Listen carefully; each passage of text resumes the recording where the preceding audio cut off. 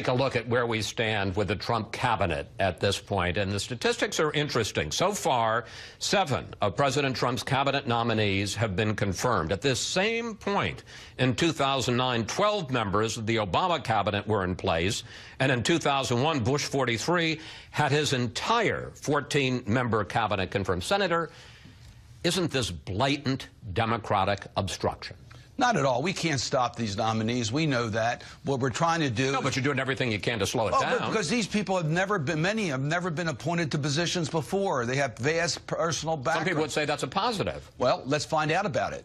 When you've had a person who's already been vetted for other offices, it's a lot easier for the confirmation process to move because you already have gone through that information. With a person like Betty DeVos, who we knew nothing about her commitment to public education, I think it was important that we took as much time as possible so the American people understood our concerns, and we can hold her accountable now as she's Secretary of Education. We're going to use our time to make sure that people understand the background of these individuals, their commitment to the agency that they are being appointed to, and so we can hold them accountable. And yes, in some cases, we would hope that Republicans may join us in questioning whether this person is the best person. But Senator, back in 2013, when Republicans delayed the confirmation of 2 members of President Obama's second-term cabinet, here's what you had to say about that.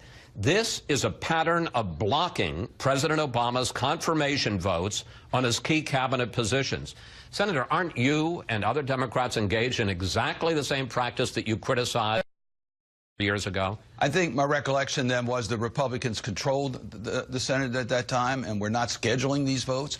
We don't control the agenda. The Republicans control the agenda. Yeah, but you have ways of blocking it. Well, no. All we can do is take our time. We can have the time for debate, the 30 hours that are given to us. We can't block when it's brought to the floor. We can't block when the votes take place. That the Republican leader decides. All we can do is use the time that's allotted to us to make our points, and that's what we're doing. We're not blocking these appointments. We scheduled the earliest possible days for hearings in our committees. I'm the ranking Democrat on Senate. Yeah, but in some of the committees, then you boycotted so they couldn't have a vote. Let me, if I may, just bring up one last question, and that is the nomination of Neil Gorsuch to the Supreme Court.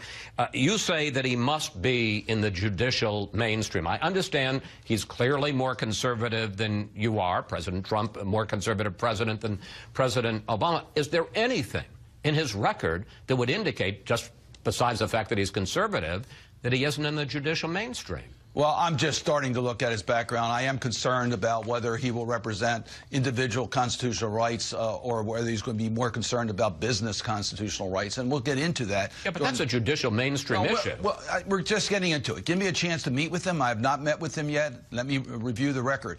But, Chris, I want to tell you, this is in backdrop to a Republican leadership in the Senate that denied President Obama for 10 months a vote on his nominee. We want to make sure we get a fair process, and many of us are concerned as to whether this Republican leadership will allow us to have a fair process in the United States Senate.